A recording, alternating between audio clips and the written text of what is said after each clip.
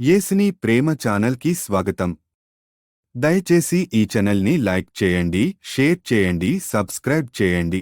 సోదరీ సోదరులారా, నేటి పాఠం కీర్తనల గ్రంథంలోని 80వ కీర్తనతో ప్రారంభమవుతుంది. ఇది మరో ఆసాపు కీర్తన. షోషన్నీం ఏదూత్ అనే రాగం మీద పాడదగిన కీర్తన. ఈ రాగం పేరు పద్మం, అనగా యేసుక్రీస్తే. ఆయనే షారోను రోజా, లోయలోని వల్లి పద్మము. దావీదు సింహాసనాసీనుడైన రాజు, ప్రజలకు కాపరి లాంటివాడు. ఇశ్రాయేలుకు కాపరి, చెవియొగ్గు. మందవలె యోసేపును నడిపించేవాడా, కెరూబుల మీద ఆసీనుడవైన వాడా, ప్రకాశించు. ఈ మాటలలో ప్రవచనం ధ్వనిస్తున్నది. మంచి కాపరి, గొప్ప కాపరి, ప్రధాన కాపరి యేసే. యెహోషువ సైన్యాన్ని నడిపించాడు, అయితే యెహోషువను యెహోవా నడిపించాడు. ఆయనే సైన్యములకు అధిపతి అయిన యెహోవా. ఎఫ్రాయిము, బెన్యామీను, మనష్షే అనేవారి ఎదుట నీ పరాక్రమమును మేల్కొలిపి మమ్ములను రక్షించడానికి రా. ఈ 3 గోత్రాలు ఎంతో ముఖ్యమైనవి. ఎఫ్రాయిము, బెన్యామీను, మనష్షే. ఈ గోత్రత్రయం మందసం వెనుకనే ఉన్నాయి. సాగిపోయేటప్పుడు వారు అదే స్థానంలో ఉంటారు. మందసం అనగా దేవుని సన్నిధి. అదే వారిని యాత్రలో నడిపించింది. దేవా, చెరలో నుండి మమ్మును రప్పించు. మేము రక్షణ నొందేటట్లు నీ ముఖకాంతి ప్రకాశింపచెయ్యి. యెహోవా, సైన్యములకు అధిపతివైన దేవా, నీ ప్రజల మనవి ఆలకింపక నీవెన్నాళ్లు నీ కోపము పొగరాజనిస్తావు? కన్నీళ్లు వారికి ఆహారముగా ఇస్తున్నావు, విస్తారమైన కన్నీళ్లు వారికి పానముగా ఇస్తున్నావు. మా పొరుగువారికి మమ్ములను కలహ కారణంగా చేస్తున్నావు. ఇష్టము వచ్చినట్లు మా శత్రువులు మమ్మల్ని అపహాస్యం చేస్తున్నారు. యేసు ప్రభువు ఒక కాపరిగా ఇశ్రాయేలీయులను తన వద్దకు రమ్మని పిలిచాడు. లూకాసు వార్త 19వ అధ్యాయం 41 నుండి 44వ వచనం వరకు. ఆయన పట్టణమును సమీపించినప్పుడు దానిని చూచి దాని విషయమై ఏడ్చి, నీవును ఈ దినమందైనను సమాధాన సంబంధమైన సంగతులను తెలుసుకొనిన ఎడల నీకెంతో మేలు. గాని ఇప్పుడవి నీ కన్నులకు మరుగు చేయబడి ఉన్నాయి. ప్రభువు నిన్ను దర్శించిన కాలము నీవు ఎరుగవు. గనుక నీ శత్రువులు నీ చుట్టూ గట్టుకట్టి ముట్టడి వేసి అన్ని ప్రక్కలను నిన్ను అరికట్టి నీలోనున్న నీ పిల్లలతో కూడా నిన్ను నేల కలిపి నీలో రాతిమీద రాయి నిలిచి ఉండనీయని దినములు వస్తాయి. ఈ వచనములోని ప్రవచనం ఎంతో అర్థవంతమైనది. అందుకే వారి కన్నీళ్లే వారికి అన్నపానములయ్యాయి. లూకాసు వార్త 23వ అధ్యాయం 28వ వచనం. యేసు యెరూషలేము మహిళల వైపు తిరిగి అన్నాడు, యెరూషలేము కుమార్తెలారా, నా నిమిత్తము ఏడవకండి, మీ నిమిత్తమును మీ పిల్లల నిమిత్తమును ఏడవండి. ఇప్పుడు 80వ కీర్తన 7వ వచనం వినండి. దేవా, చెరలో నుండి మమ్మును రప్పించు. మేము రక్షణ నొందునట్లు నీ ముఖకాంతి ప్రకాశింపచెయ్యి. శ్రోతలారా, ముఖకాంతి అన్నప్పుడు అది యేసుక్రీస్తే అని గ్రహించాలి. యెహోవా ముఖకాంతి యేసే. ఆయనే మెస్సీయా. నీవు ఈజిప్టులో నుండి ఒక ద్రాక్షవల్లిని తెచ్చావు, అన్యజనులను వెళ్ళగొట్టి దాన్ని నాటావు. అవును, యెహోవా వారిని ఈజిప్టు నుండి తెచ్చినప్పుడు పాలస్తీనాలో ఉన్న అన్యజాతులను వెళ్ళగొట్టాడు. అయితే వారు తమ దేవునికి అవిధేయులైనప్పుడు వారిని అన్యులకు అప్పగించవలసి వచ్చింది. ఇశ్రాయేలు ప్రజలు తమ బాధ్యతలను మరిచి దేవుని క్రమశిక్షణ చర్యకు గురి అయినారు. దేవుడు వారిని తెచ్చి వారికి తగిన స్థలం సిద్ధపరిచాడు. దాని వేరు లోతుగా పారి అది దేశమంతటా వ్యాపించింది. వాగ్దత్త భూమిలో విస్తరించింది. దాని నీడ కొండలను కప్పింది. దాని తీగలు దేవుని దేవదారు వృక్షాలను ఆవరించాయి. సముద్రము వరకు వ్యాపించాయి. యూఫ్రటీసు నది వరకు దాని రెమ్మలు వ్యాపించాయి. దేవుడు ఆ ద్రాక్షవల్లి చుట్టూ కంచె వేశాడు. 600 సంవత్సరాలు వారు నిశ్చింతగా బ్రతికారు. దేవుడు వారిని కాచి కాపాడాడు. ఈజిప్టే కాదు, సిరియా, హిత్తీయ జాతులు దండెత్తి వచ్చినా ఇశ్రాయేలును వారు పూర్తిగా నిర్మూలం చేయలేకపోయారు. అయితే కొన్నాళ్లకు దేవుడు ఆ కంచె తొలగించాడు. ఎందుకు? ఇశ్రాయేలు తమ కాపరి అయిన యెహోవాను తృణీకరించారు. 17వ వచనం, నీ కుడిచేతి మనుష్యునికి తోడుగాను, నీ కొరకై నీవు ఏర్పరచుకొనిన నరునికి తోడుగాను నీ బాహుబలము ఉండునుగాక. కుడిచేతి మనుష్యుడు ఎవరు? ఈయనే యేసుక్రీస్తు. 110వ కీర్తన 1వ వచనం, ప్రభువు నా ప్రభువుతో సెలవిచ్చిన వాక్కు, నేను నీ శత్రువులను నీ పాదాలకు పీఠముగా చేసే వరకు నా కుడిపార్శ్వమున కూర్చో. యేసు ప్రభువు తండ్రి కుడిపార్శ్వమున ఉన్నాడు. మత్తయి శుభవార్త 22వ అధ్యాయం 44వ వచనం, ప్రభువే స్వయంగా అన్నాడు, నేను నీ శత్రువులను నీ పాదముల క్రింద ఉంచే వరకు నీవు నా కుడిపార్శ్వమున కూర్చుండుమని ప్రభువు నా ప్రభువుతో చెప్పాడు అని దావీదు ఆయనను ప్రభువు అని ఆత్మ వలన చెప్తున్నాడు. మరో మాట, ఆదికాండం 35వ అధ్యాయంలో రాహేలు బెత్లెహేముకు ప్రయాణమై వెళుతూ దారిలో శిశువును కన్నది. ఆ శిశువే బెన్యామీను. ఆమె అతనికి బెన్నోని అని పేరు పెట్టుకున్నది. బెన్నోని అంటే వేదన పుత్రుడు. గాని యాకోబు బెన్యామీను అని మరో పేరు పెట్టుకున్నాడు. బెన్యామీను అనగా కుడిచేతి కుమారుడు. బెన్యామీను యేసుక్రీస్తుకు సూచనగా ఉన్నాడు. ఆయన మొదట బెన్నోనిగా వచ్చాడు, వేదనామయుడు. గాని ఇప్పుడు బెన్యామీనుగా తండ్రి కుడిపార్శ్వాన కూర్చున్నాడు.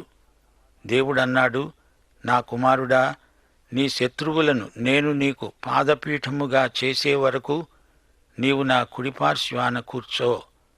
18వ వచనం, అప్పుడు మేము నీ వద్ద నుండి తొలగిపోము, నీవు మమ్మును బ్రతికించు, అప్పుడు నీ నామమును బట్టి మొర్రపెడతాము. 19వ వచనం వినండి.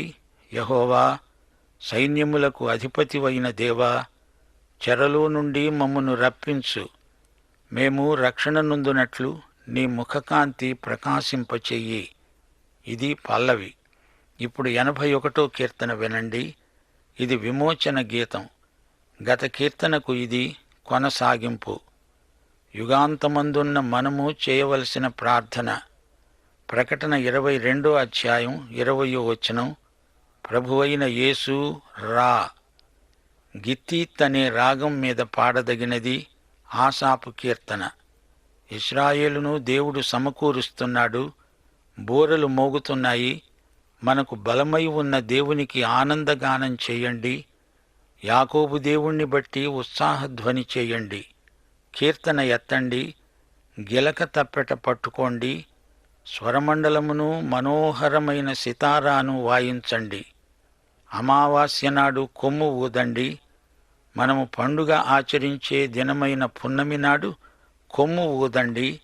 అది ఇశ్రాయేలీయుల కట్టడ, యాకోబు దేవుడు నిర్ణయించిన చట్టం. ఆయన ఈజిప్టు దేశ సంచారం చేసినప్పుడు యోసేపు సంతతికి సాక్ష్యముగా దానిని నియమించాడు. అక్కడ నేను ఎరుగని భాష విన్నాను. పున్నమి నాడు బాకా ఊదుతున్నారు. నీతి సూర్యుడు ఉదయించక ముందు పున్నమి. నీతి సూర్యుని రెక్కలలో ఆరోగ్యమున్నది. ఇది పర్ణశాలల పండగ సందర్భం. ప్రతి సంవత్సరము ఆరంభంలో యూదులకు 4 పండుగలు వస్తాయి. 1 పస్కా పండుగ, 2 పెంతెకోస్తు, 3 ప్రథమ ఫలాల పండగ, 4 పర్ణశాలల పండగ. ఈ కీర్తనల్లో పర్ణశాలల పండగ అనగా బూరల పండగ ఆచరించబడుతున్నది. ఇది దేవుని నియమం, సాక్ష్యార్థమైన పండగ. దీనికి సంపూర్ణమైన నెరవేర్పు భవిష్యత్తులో జరగబోతోంది. నా ప్రజలారా, ఆలకించండి. నేను మీకు ఒక సంగతి తెలియచేస్తాను. అయ్యో ఇశ్రాయేలు, నీవు నా మాట వినిన ఎంత మేలు! అన్యుల దేవతలలో ఒకటి కూడా నీలో ఉండకూడదు. అన్యుల దేవతలలో ఒక్కదానికి నీవు పూజ చేయకూడదు. ఇప్పుడు దేవుడు వారికి గత చరిత్రను జ్ఞాపకం చేస్తూ అన్నాడు, ఈజిప్టు వారి దేశంలో నుండి నిన్ను రప్పించిన నీ దేవుడనైన యెహోవాను నేనే. నీ నోరు బాగా తెరువు, నేను దానిని నింపుతాను. ఈ రోజున మనము ఇదే సత్యాన్ని వ్యక్తిగతంగా అన్వయించుకోగలం. ఈజిప్టు అనగా ఈ లోకమే. దేవుడు నిన్ను నన్ను ఈ లోకములో నుండి విమోచించాడు. ఇప్పుడు అంటున్నాడు, నీ నోరు తెరువు, బాగా తెరువు, నేను దాన్ని నింపుతాను. ప్రియ శ్రోతలు, మన దేవుడు మనలను ఆధ్యాత్మిక ఆశీర్వాదాలతో నింపుతాడు. ఈ అనుభవం మనకు ఎన్నోసార్లు కలిగింది. అయితే 11వ వచనంలో దేవుడు అంటున్నాడు, నా ప్రజలు నా మాటలు ఆలకించలేదు, ఇశ్రాయేలీయులు నా మాట వినలేదు, వారు దేవుని వైపు తిరగలేదు. అందుచేత దేవుని ఆశీర్వాదాలు వెనుకబట్టిపోయాయి. దేవునికి అవిధేయులైన ప్రజలకు అగచాట్లు తప్పవు. వారి హృదయ కాఠిన్యానికి దేవుడు వారిని శిక్షించాడు. ఇశ్రాయేలు దేవుని మార్గాలను అనుసరిస్తే వారికి జయం, శాశ్వత కాలం వారు ఏలుతారు. అతి శ్రేష్టమైన గోధుమలను అనుగ్రహించి దేవుడు వారిని పోషిస్తాడు, కొండతేనెతో వారిని తృప్తిపరుస్తాడు. ఇప్పుడు 82వ కీర్తన వినండి. దేవుని రాజ్యము రాకముందు దేవుడు ఎలాంటి తీర్పు తీర్చబోతున్నాడో ఈ కీర్తనల్లో వర్ణించబడింది. దేవుడే తీర్పరి. లోకములోని జాతులన్నిటికీ ఆయన తీర్పు తీరుస్తాడు. ఇది మరొక ప్రవచన కీర్తన, ఇశ్రాయేలు భవిష్యత్తును సూచించే కీర్తన. మహాశ్రమల కాలంలో ఆయన రాజ్యం స్థాపించబడకముందు తన ప్రజలైన ఇశ్రాయేలు శేషిత జనాంగాన్ని ఆయన కాపాడతాడు. 82వ కీర్తన, దేవుని సమాజములో ఆయన నిలిచి ఉన్నాడు, దైవముల మధ్యన ఆయన తీర్పు తీరుస్తున్నాడు. ఎంతకాలము మీరు అన్యాయంగా తీర్పు తీరుస్తారు? ఎంతకాలము భక్తిహీనుల ఎడల పక్షపాతము చూపుతారు? సెలా. దైవములు అనే మాట ఇక్కడ పేర్కొనబడింది. దైవములు అంటే న్యాయాధిపతులు అని అర్థం. యోహాను సువార్త 10వ అధ్యాయం 34 నుండి 36వ వచనం వరకు యేసు అన్నాడు, మీరు దైవములు అని నేను అన్నానని మీ ధర్మశాస్త్రంలో రాయబడి ఉండలేదా? లేఖనము నిరర్థకము కానేరదు గదా. దేవుని వాక్యము ఎవరికి వచ్చిందో వారే దైవములని చెప్పిన ఎడల, నేను దేవుని కుమారుడనని చెప్పినందుకు తండ్రి ప్రతిష్ఠ చేసి ఈ లోకములోనికి పంపిన వానితో నీవు దేవదూషణ చేస్తున్నావని చెబుతారా? న్యాయాధిపతులను దైవములు అని పిలిచేవారు. ఎందుకనగా వారు దేవుని స్థానంలో ధర్మాసనాన్ని ఆక్రమించారు. దేవుని చెప్పులు వేసుకొని నడుస్తున్నారు. 3-4 వచనాలు. పేదలకు, తల్లిదండ్రులు లేని వారికి న్యాయం తీర్చండి. శ్రమగల వారికి, దీనులకు న్యాయం తీర్చండి. దరిద్రులను, నిరుపేదలను విడిపించండి. భక్తిహీనుల చేతిలో నుండి వారిని తప్పించండి. యేసు ప్రభు తిరిగి వచ్చినప్పుడు ఆయన స్థాపించబోయే రాజ్యం శ్రేయో రాజ్యం. బీదలకు, నిస్సహాయులకు న్యాయం జరుగుతుంది. న్యాయాధిపతులు ఎలా ప్రవర్తించాలో ఇక్కడ చెప్పబడింది. యేసు రాజ్యంలో దరిద్రులకు, నిరుపేదలకు విడుదల. ఈ రోజున న్యాయాధిపతులు యేసును ఎరిగి ఉంటే, ఆయనలాగే తీర్పు చెప్పగలిగితే దేవునికి ఎంతో మహిమ. 5వ వచనం, జనులకు తెలివి లేదు, వారు గ్రహించరు. వారు అంధకారంలో ఇటూ అటూ తిరుగులాడుతారు. దేశమునకున్న ఆధారములన్నీ కదులుతున్నాయి. దేశములోని న్యాయాధిపతులను బట్టి ఇలాగే జరుగుతుంది. న్యాయాధిపతి తప్పు తీర్పు చెబితే పిలాతులాగా చేతులు కడుక్కుంటే సరిపోతుందా? తరతమ భేదం లేకుండా అందరికీ, రాజుకు పేదకు న్యాయం చేకూర్చేవాడే నిజమైన న్యాయాధిపతి. మీరు దైవములని, మీరందరూ సర్వోన్నతుని కుమారులని నేనే సెలవిచ్చాను. న్యాయాధిపతులకే దైవములు అని పేరు. దేవుని బిడ్డలు ఎవరికైనా తీర్పు తీర్చేటప్పుడు నిష్పక్షపాతంగా యేసు ప్రభువులాగే మాట్లాడాలి.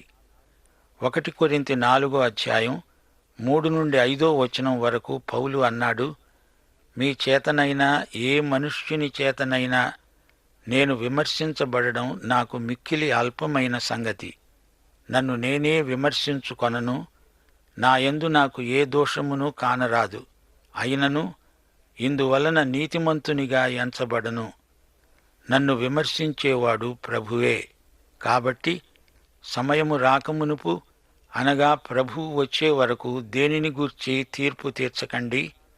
ఆయన అంధకారమందలి రహస్యాలను వెలుగులోకి తెచ్చి హృదయములోని ఆలోచనలను బయలుపరచునప్పుడు ప్రతివానికిని తగిన మెప్పు దేవుని వల్లనే కలుగుతుంది.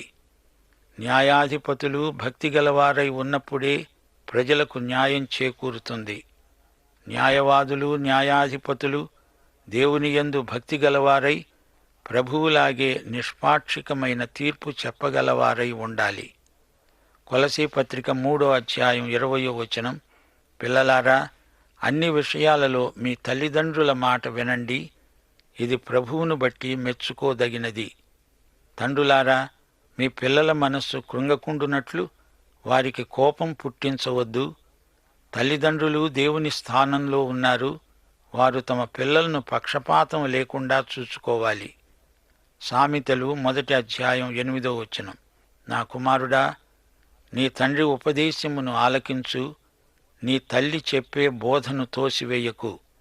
కీర్తనలు 82:7 ఇతర మనుష్యులు చనిపోయినట్లు మీరు చనిపోతారు, అధికారులలో ఒకడు కూలునట్లు మీరు కూలుతారు. న్యాయాధిపతులకు యేసే న్యాయాధిపతి. దేవా, లే, భూమికి తీర్పు తీర్చు. అన్యజనులందరూ నీకే స్వాస్థ్యంగా ఉంటారు. ఇది ఇశ్రాయేలు జాతిపరంగా చేయబడిన ప్రార్థన. అయితే ఈ రోజున యేసు ప్రభువు సమస్త జాతులకు, అందరికీ ప్రభువై ఉండాలని కోరుతున్నాడు.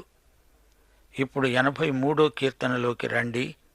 ఇశ్రాయేలు శత్రువులు పూర్తిగా అపజయం పొందుతారు. 1-8 వరకు శత్రువులు అల్లరి చేస్తున్నారు, కపటోపాయాలు పన్నుతున్నారు, ఇశ్రాయేలును సంహరించాలని చూస్తున్నారు. శత్రువులందరూ ఏకీభవించి దేవునికి విరోధంగా నిబంధన చేస్తున్నారు. ఆ విరోధులు ఎవరనగా ఎదోమీయులు, ఇష్మాయేలీయులు, మోయాబీయులు, అగ్రిహీయులు, గెబలువారు, అమ్మోనీయులు, అమాలేకీయులు, ఫిలిష్తీయులు, తూరు నివాసులు, అష్షూరు దేశస్థులు, లోతు వంశస్థులు. వీరందరూ ఒకటై ఇశ్రాయేలుకు విరోధంగా పోరాడుతున్నారు. అయితే దేవుడు వీరందరినీ పూర్తిగా హతం చేస్తాడు. 9-18 వరకు వారు సుడి తిరిగే ధూళిలాగా, గాలి ఎదుటి ఒగుడాకులాగా అవుతారు. అగ్ని అడవిని కాల్చినట్లు, కారు చిచ్చు కొండలను తగులబెట్టినట్లు దేవుని తుఫాను, సుడిగాలి వారికి భీతి పుట్టిస్తాయి. వారు దేవుని నామమును వెదకుతారు. వారికి పూర్ణావమానం కలుగుతుంది. వారు భ్రమసి నశిస్తారు. నీవే సర్వలోకములో మహోన్నతుడవని వారు ఎరుగుదురుగాక. ఈ కీర్తన ఆసాపు కీర్తనల్లో చివరిది. ఇశ్రాయేలు జాతికి శత్రువులు ఎందరో ఉన్నారు. ఈ కీర్తనలో పేర్కొనబడిన జాతులన్నీ మహాశ్రమల కాలంలో తిరిగి లేస్తాయి. వారి మీదికి దేవుని తీర్పు తప్పక వస్తుంది. న్యాయాధిపతుల గ్రంథంలో దేవుడు అన్యజాతులకు ఎలా తీర్పు తీర్చాడో నేర్చుకున్నాము. ఆ దేవుడే మరొకసారి సమస్త జాతులకు తీర్పు తీర్చబోతున్నాడు. దేవుని యొక్క కృప మనుష్యులను మారుమనస్సుకు నడిపిస్తుంది. కాని అలా జరగటం లేదు. అయితే దేవుడు సింహాసనం మీద ఉన్నాడు. ఆయన తిరిగి రాబోతున్నాడు. దేవుని బిడ్డలారా, మీరందరూ సిద్ధపడండి. ప్రియ శ్రోతలారా, ఈ గేయకారుడు ఆసాపు ఈ కీర్తనను రాస్తూ ఉండగా ఎంతో కలవరపడ్డాడు. దేవా, మౌనముగా ఉండవద్దు అంటున్నాడు. నీ ప్రజలకు సహాయం చెయ్యి. గత కాలంలో నీవు సహాయం చేశావు గదా. మిద్యానుకు, సీసెరాకు, యాబీనుకు ఏమి చేశావో అలాగే ఇప్పుడు కూడా శత్రువులకు శాస్తి చెయ్యి. ఎందోరులో ఏమి చేశావు? ఓరేబు, జేయేబు, అనేవారికి అపజయం కలిగించావు. జబహు, సల్మున్నా అనేవారికి ఓటమి కలిగించావని చరిత్రను జ్ఞాపకం చేస్తూ శత్రు సంహారం చెయ్యమని దేవుణ్ణి వేడుకుంటున్నాడు. ఇశ్రాయేలు క్షేమమే కాదు, దేవుని మహిమను కూడా ఆసాపు కోరుతున్నాడు. ఇశ్రాయేలు నామము కాదు, దేవుని నామము మహిమపరచబడాలి. ఈ కీర్తన చివర ఆసాపు ఇదే భావం వ్యక్తం చేస్తున్నాడు. దేవుడు మౌనంగా ఉన్నా ఆయన నామము ధరించిన వారు మాత్రమే గెలుస్తారు. యేసుక్రీస్తు మాత్రమే సర్వలోకములో మహోన్నతుడు. శత్రువులాగా ఆయన ఆర్భాటం చేయడు గాని ఆయన శత్రువు కంటే ఎక్కువ శక్తి గలవాడు. సర్వలోకంలో ఆయనకే మహిమ. గెలుపు యేసు ప్రభువుదే. ప్రియ శ్రోతలారా, చరిత్రలోని యేసు చరిత్రకు దేవుడు. ఆయన ఇప్పుడు మన అనుభవములోకి, వ్యక్తిగత జీవితంలోకి ప్రవేశించాడు. ఆయనకే మహిమ కలుగునుగాక. దైవాశీస్సులు. ఆమేన్. దయచేసి ఈ ఛానల్ని లైక్ చేయండి, షేర్ చేయండి, సబ్స్క్రైబ్ చేయండి.